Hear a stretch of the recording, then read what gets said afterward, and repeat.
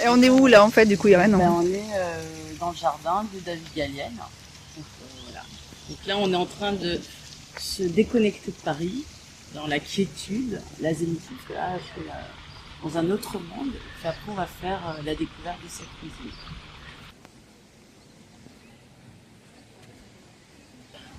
Giverny, c'est la quiétude, c'est le bien-être et c'est la déconnexion.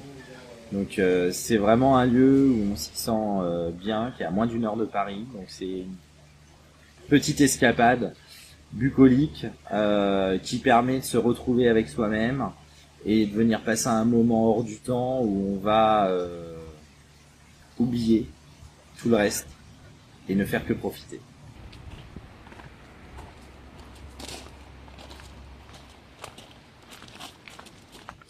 Petite dégustation dans le potager Merci. pour vous mettre en appétit.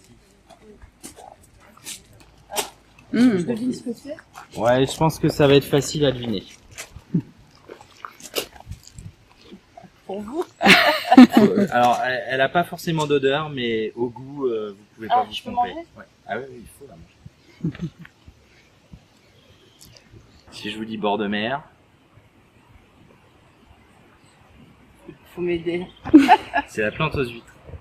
Ah, mais en plus, ça sent l'huître. Ah bah, c'est pleinement ça. C'est l'huître végétale en fait. Hein. Ah ouais, C'est c'est super. Mertensia Ah ouais, mais c'est maritima, pour ça que je son me nom disais, latin, c'est et, bizarre, et en fait, elle a vraiment goût d'huître. Ici, on cultive pendant la saison entre 100-150 variétés d'herbes et fleurs comestibles dans l'ensemble du parc. Monsieur et Madame Picard qui ont fait construire cette maison en 1912. Lui était architecte, donc c'est lui qui a dessiné sa maison. Elle était collectionneuse de poules.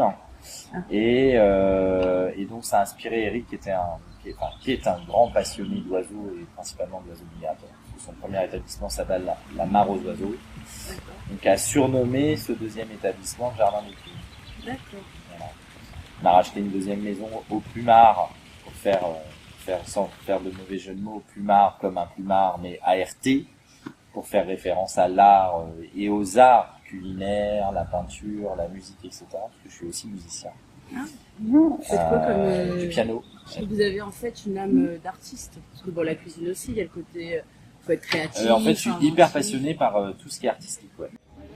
Et c'est vraiment les producteurs qui font sens au changement de la carte, etc. Avec le dérèglement climatique, c'est quand même de plus en plus compliqué de s'organiser. Donc il faut rebondir sans cesse parce que on peut avoir tel et tel produit aujourd'hui et ne plus l'avoir demain. Donc c'est ça aussi le challenge de tous les jours, d'être dans une communication active avec eux.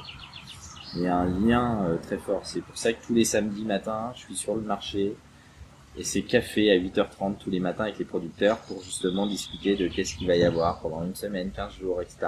Ce qui nous permet d'anticiper et de proposer une cuisine qui soit hyper pointue parce que un plat ça se met pas à la carte en 1 heure ou en 2 heures. Il y a un temps de réflexion, il y a une recherche, il y a une histoire. Et ça, il faut que ça se construise déjà pas seul, en équipe. Et vous allez rencontrer Cyril et Stan qui sont mes deux chefs. Stan est mon chef exécutif, ça fait 8 ans qu'il travaille pour moi. C'était mon second, que j'ai passé chef du restaurant. Et Cyril qui m'a rejoint depuis avril, qui est aussi chef étoilé et qui s'occupe plus de l'ensemble du groupe, des maisons. Dans la recherche et développement et la transmission et la formation, parce que ça c'est vraiment quelque chose où j'y mets un point d'honneur très fort. C'est donner une autre image à notre métier qui longtemps a été considéré comme une voie de garage, un métier dur, violent, misogyne, etc. Ce qui est encore malgré tout le cas, encore trop. Parce que t'es une femme, parce que t'es gay, parce que t'es trans, bah t'as pas de place pour faire ce métier-là. Alors que c'est fou, quoi.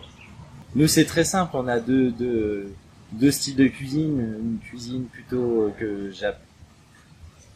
je représente plutôt comme la haute couture. Voilà. Et la cuisine qui va être plus populaire, où là, vraiment, on en aura pour tous les goûts, petits et grands. Finalement, chez nous, tout le monde peut se régaler.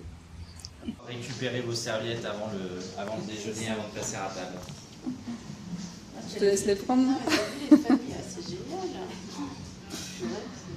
luxe là. C'est mignon. Là, c'est beau. Limite, on n'a même pas envie de manger tellement c'est beau. Ah, c'est magnifique. Voilà. Ça c'est tarte de petits pois avec raquette purée, citron caviar and herbs. Et ça c'est guimauve petits pois avec algues and haché petits pois on top. J'adore le haché petit pois. Haché petits pois. And lastly, bouillon haché petits pois avec framboise et estragon. Très bien, bravo. Merci. Bon Merci. appétit. Merci beaucoup. Eh bien, l'échange avec l'école de Bali Culinary Pastry School, en fait, c'est une rencontre d'hommes où on a décidé de créer un partenariat d'échange en envoyant 2 de nos jeunes français à Bali pendant 3 mois et d'accueillir 2 jeunes balinés de l'école ici chez nous au Jardin des Fleurs. Commencez bien d'abord par ça. Et ensuite, dans l'ordre que Gabra vous les a présentés, donc tartelette, guimauve, et enfin vous terminez par la petite sphère. Attention, c'est très coulant, vous la prenez vraiment en une bouchée, la paire. Allez, Et moi, je vous souhaite un bon déjeuner. Eh bien, merci beaucoup, David. Avec plaisir. Je dis que la sauce est excellente. Ouais, et j'ai mangé le gâteau de pommes de terre. Avec du cresson. Du cresson normand. Alors, la première bouchée, montre-nous. Excellent. Pour moi, c'est ça la cuisine. C'est un moment de partage, c'est un moment de convivialité où on donne du plaisir. Et donc ma grand-mère cuisinait tout le temps. Mon grand-père était cultivateur, donc il cultivait tous ses légumes, il élevait ses volailles, etc. Donc j'ai grandi aussi avec ces bons produits et le travail de la terre. Si j'avais pas été cuisinier, je pense que j'aurais suivi son parcours, j'aurais été maraîcher. J'aime bien semer, j'aime bien voir grandir, pousser, etc. Et pour moi, c'est les bons produits. Pour être un bon cuisinier, il faut avoir les bons produits. Alors moi, mon idée, c'est vraiment le végétal et c'est vraiment la nature, en fait. Toujours en lien, bien évidemment, avec la peinture, parce que tous mes plats sont dessinés comme des tableaux et c'est vraiment travaillé comme des œuvres d'art. Mais pour le coup, pas tomber non plus dans le trop peinture ou autre, mais vraiment faire rentrer les gens dans mon univers et tout ça c'est là où la magie du service en salle, la magie du côté on va dire devant de la scène opère, et c'est là où je suis très admiratif de mes équipes, c'est parce que c'est eux qui racontent l'histoire.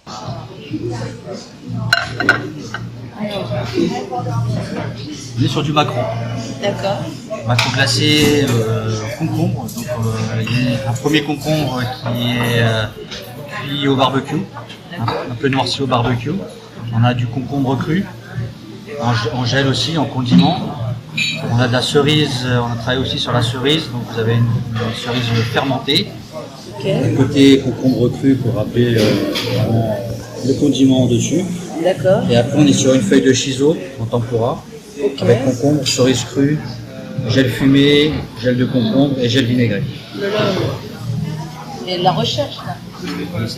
Là dans le jardin pour prendre le petit café avec les mignardises. Voilà, et ce qui est original, c'est qu'en fait on va donc avec notre café manger les mignardises. En fait c'est les mêmes que nous avons eu en entrée mais version sucrée. Donc c'est hyper étonnant car on peut avoir l'impression de... on l'a eu tout à l'heure, non là c'est plutôt version sucrée. Et puis là on finit vraiment dans un état zen, heureux parce que c'est calme, c'est paisible et hyper inspirant, très créatif. Puis de voir toutes les œuvres d'art qui sont dans le jardin, c'est vraiment un havre de paix. Voilà.